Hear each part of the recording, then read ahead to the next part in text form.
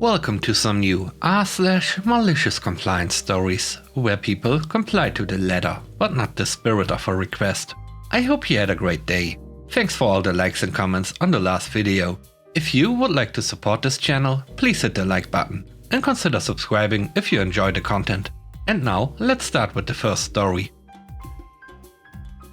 It's called Driveway Maximum. My HOA recently changed the rules limiting the number of vehicles allowed in my driveway. I collect cars, all of which run, drive and are registered and insured, and my household also has 4 licensed drivers. When I moved in, the rules stated only one Class C vehicle allowed per driveway. Well, that was fine by me, since Class C vehicles don't exist. Class C vehicles were not defined in the HOA rules either. I assume whoever wrote that rule assumed since they had a Class C license, standard cars and trucks must be Class C. So I moved in, and after stuffing 2 cars, 4 motorcycles and my camper in my garage, I placed 5 vehicles in my driveway. The letter came. I was quickly able to deflate them after asking them for a legal definition of a Class C vehicle. No fines paid. Fast forward about a year, and the HOA proposed a rule change, now stating 3 vehicles per driveway maximum. Since 3 is more than 1 and people lack critical thinking skills, it was passed with over 85% support. Fine, 3 vehicles it is. I did some digging and found the streets in my HOA were turned over to the city. An effort to avoid having to foot the maintenance bill, I'm sure. And as such, the HOA had no authority to stop people from parking on a public street. So I moved 2 vehicles on the very narrow street. 1 in front of my house and 1 directly across the street in front of my neighbor's house. Now the only vehicles that could safely drive past my home were motorcycles and the one guy with a smart car. It was glorious. My street is the main artery into and out of the neighborhood. Lots of U-turns and backtracking for folks to get home or to work. They are the ones who did the rest of the work for me. Complaints and calls to the HOA president resulted in another rule change vote. Now my driveway is open to any amount of legally registered vehicles. It fits 9. I need more cars. The next story is called Stupid Uniforms. I worked in a really classy nightclub in my early 20s. The uniform was black pants and a black top, of any description, just black as it's messy making cocktails. The only other directive was comfy shoes and no prints or slogans, and neat hair. Sometimes this was a little hard, as cleaning and setup could be sweaty and laborious if we had a big event on, etc., but it was fine. I had one of the unused function rooms converted into a staff area, so bartenders would keep their street clothes there and change just before the doors opened. Did hair, makeup, etc. One day, new management was installed after a hostile takeover, and the new team came in to observe one night and then gave us their recommendations. The first thing was that we had to use a prescribed uniform. Cool, no worries. Except what they handed us were branded white t-shirts with a misogynist slogan on them. My staff complained that they felt humiliated by wearing them, and I agreed and fought the case, and lost. They also took away the staff room, saying a locker was enough and to come dressed and ready to work. Okay then. There was one thing the new management didn't realize. The bar staff also set up the place for the evening, which involved decorations, moving furniture after cleaners had moved them, setting up the bar, refilling fruit and liquor bottles, etc. I told the team to work as hard as they ever had to make a good impression. I've never seen the staff so into crawling under speakers, sinks and in the crew room to clean every nook and cranny. I've never seen such hardworking furniture moving, and no one bothered the new manager when cakes were delivered. We did it all ourselves and had a lovely time bonding. Too bad our white, sexist t-shirts were absolutely destroyed by the time the doors opened. We looked like trash, but none of us had anything to change into, as we could only bring our handbags. We never heard about the shirts again. The third story is called Absolutely No Overtime Allowed. I work for a very large corporation in the IT department. I worked my way up from first level support to the back office team, aka escalation team, like second level but slightly above them. I essentially fix business critical issues that are escalated up from the first level and second level. On the back office team we are a team of 6 and we all have certain areas we specialize in, but are cross-trained in all areas to help cover when people go on vacation or call in sick. My area of expertise is the network team. The company I work for owns several hundred retail locations from coast to coast. Because we are in the last fiscal quarter of the year, the budget is tightening. Not because the company is low on money, but because all of upper management wants to stay within a certain range so they can get their bonuses for saving the company money. so a very strict no overtime policy is implemented. At first I didn't think anything of this, because I preferred to work 40 hours a week and spend time with my family. But there was a particular incident this past Friday that fueled my malicious compliance on Saturday. As I said before, there are 6 of us. But on Friday we had one guy off on paid time off, and a couple of call-ins, which left just me and another guy working. We will call him Matt. Matt worked the opening shift, and I worked a later evening/closing shift to cover the West Coast. Because it was just the 2 of us, we were pretty busy. As the day wore on, closer to Matt's quitting time, we were slammed. We had 4 locations where the network had gone down, and I was dealing with 2 techs on site that I was trying to guide to set up new equipment.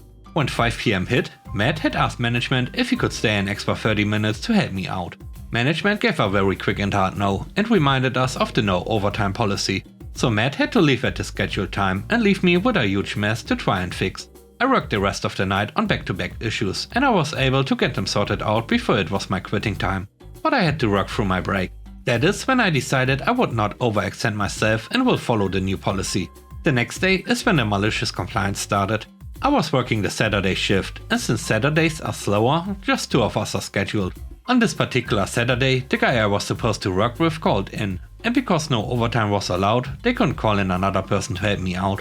As the day wore on, I was increasingly busy being the only back office person working.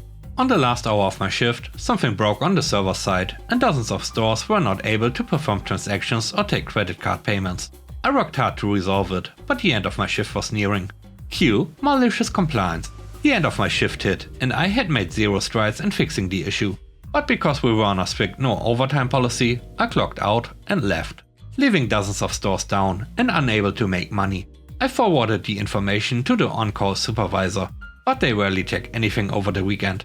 So the issue went untouched until Sunday afternoon, when management finally saw my reports and emails from Saturday afternoon.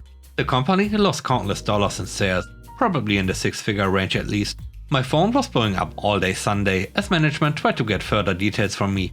But because of the no overtime policy, I could not answer my phone, as that would require me to log hours, and that would be overtime.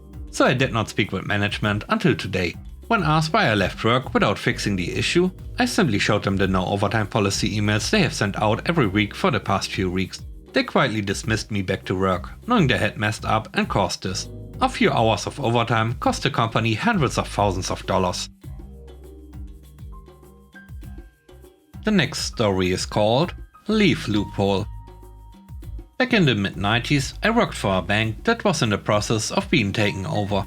The bank used to have both sick time and vacation accruals, but the new owners laughed at that and told everyone they'd be migrated to a new time bank system that would give 75% of vacation time and 25% of sick time. Also, only 40 hours of your paid time off was going to carry over to the next year. Period.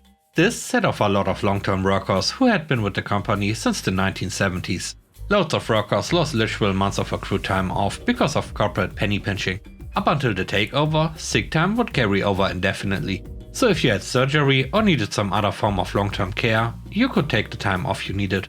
My co-worker Mary had been with the company since the new corporate building was opened in 1971. Mary was well past retirement age, but kept working because she liked her job and it got her out of the house. She wasn't hurting for money either. Her husband had retired from his union job all the way back in the 80s, and his pension had them both well taken care of.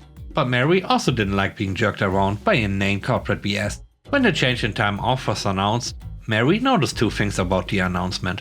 First, the policy would go into effect the next quarter, so there were still 2 months left before the changeover. Second, they would honor sick time for any medical leave that was approved prior to the changeover date, provided the worker had enough sick time/vacation available. The next Monday, Mary filed for medical leave with HR. Her husband had fallen and broke his ankle, and the doctor required that he be in cast for 8 weeks, with an additional 4 weeks of physical therapy. As Mary was the sole caretaker for her husband, she qualified for medical leave to provide aid for him. Coincidentally, Mary had just enough sick time and vacation time to cover the leave. Funny thing is, more than a few of the ladies Mary worked with know both Mary and her husband, who was built like a workhorse and just as stubborn. The idea that Mary needed to care for her husband was preposterous, let alone the idea that her husband would want Mary to take care of him. 3 months pass by, and Mary returns to the office to pack her belongings. It turns out that after confirming her medical leave was going to be paid out, she timed her retirement to coincide with the end of the leave. The last story is called One of the Boys. This was a few years ago when I was around 18. I worked at a large chain of automotive parts stores. The store had a roughly equal number of male and female staff. Being automotive, the women seemed to get a decent amount of men, and other women who would ask for one of the boys to help them. I was out the back loading stock onto a trolley to run onto the floor when one of my female coworkers comes and finds me and asks me to help a customer. Mind you, she's worked here for around 7 years at this point, compared to my around 3 months of employment. I asked why she needs help, because she usually knows more than I do. She explained she was standing at the service desk and a guy came up and asked her to get one of the boys. She tried explaining to him that she is more than competent to help him, but he insisted that a man needs to help him. After hearing this, I decided screw it, I may as well have some fun. I tell her to follow me back to the desk where he was and to just let me sort it out. I get to the customer and ask what he needed. He explained what he was after, so I kinda just stare with a puzzled look for a moment. I look at the customer and say, "I'm sorry, I actually don't know how to help with that one." Then I turn to my coworker and say, "Actually, she's an expert in that field, she knows more about that than I do. I'm sure she can help you." He looks annoyed and asks for another one of the boys, and on cue, one of my other male coworkers who had overheard the entire conversation walks over. The customer looks at him and asks for the same thing again, to which he replies, "Oh, actually she's an expert on that. She's probably the best person to ask that question to," before wandering off again. The customer begrudgingly got her help on the matter and walked out without talking to anyone else in the store. And with that, we end today's video. Let me know what you think about the stories. On a scale of 1 to 10, how would you rate the stories and today's video? I hope you enjoyed the video. If you like what I do and want to support me,